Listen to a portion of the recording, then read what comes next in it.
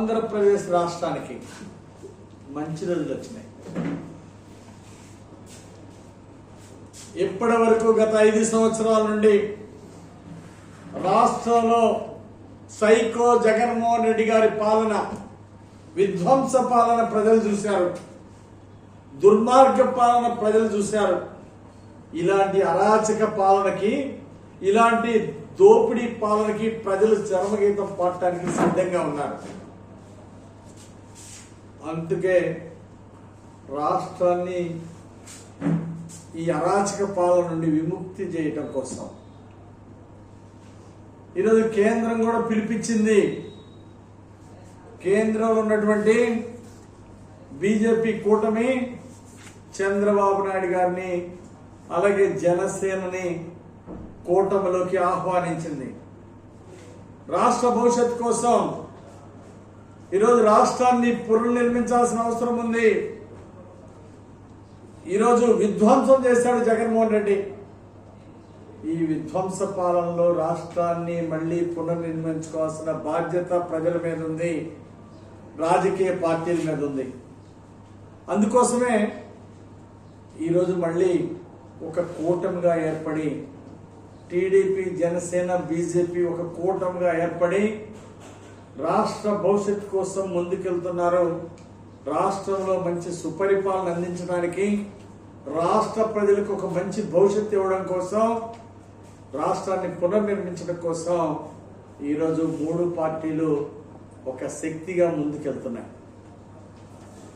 ఈ అలయన్స్ ని హృదయపూర్వకంగా స్వాగతిస్తున్నాం.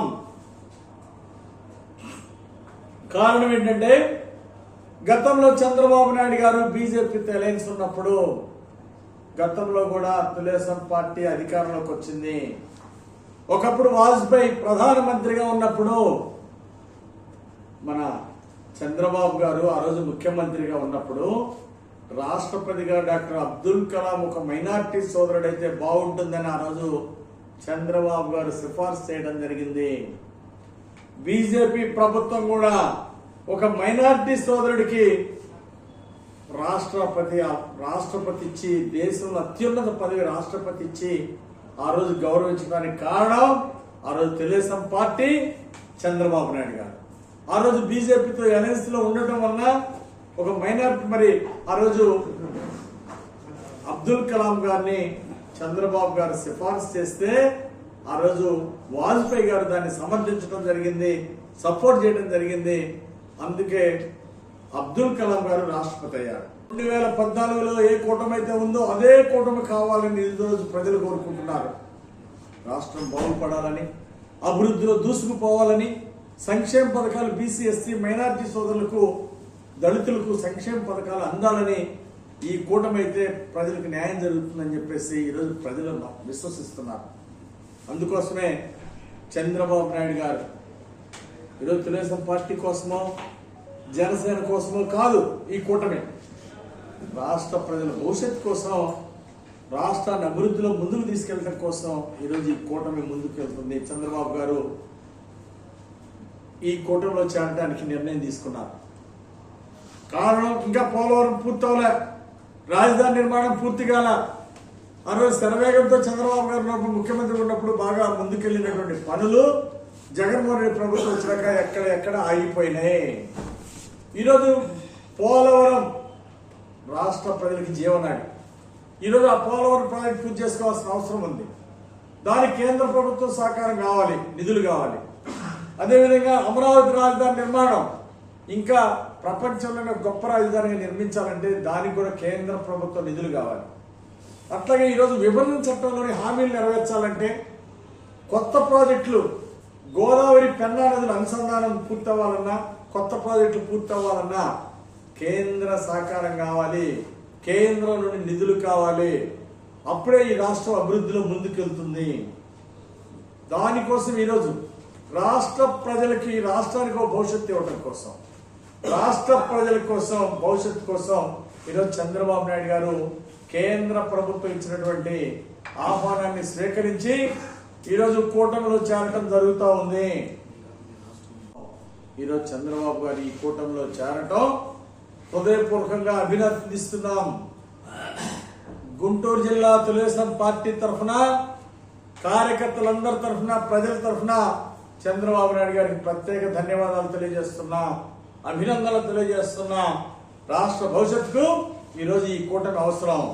ఆ రోజు అబ్దుల్ కలాం గారికి రాష్ట్రపతి ఇచ్చినటువంటి ఇదే కూటమి భవిష్యత్తులో కూడా ప్రజలకు అవసరం, భావితరాలకు అవసరం అని చెప్పేసి నేను భావిస్తున్నా. అలాగే ఈరోజు బలహీన వర్గాలకి సంక్షేమ పథకాలు ఆగిపోయినాయి. ఒక సబ్సిడీ లోన్ లేదు, ఒక గొర్రెల లోన్ లేదు, ఒక గేదెల లోన్ లేదు. ఈరోజు పేదలకు ఇళ్లే కరువు అయిపోయింది. జగన్మోహన్ రెడ్డి పాలన వచ్చినాక నిరుపేదలకు ఇల్లు ఇవ్వడం చాలా అవసరం. బీసీ ఎస్సీలకు, ముస్లిం మైనారిటీలకు ఈరోజు అందరికీ కూడా సంక్షేమ పథకాలు అందించాల్సిన అవసరం ఉంది పెద్ద ఎత్తున.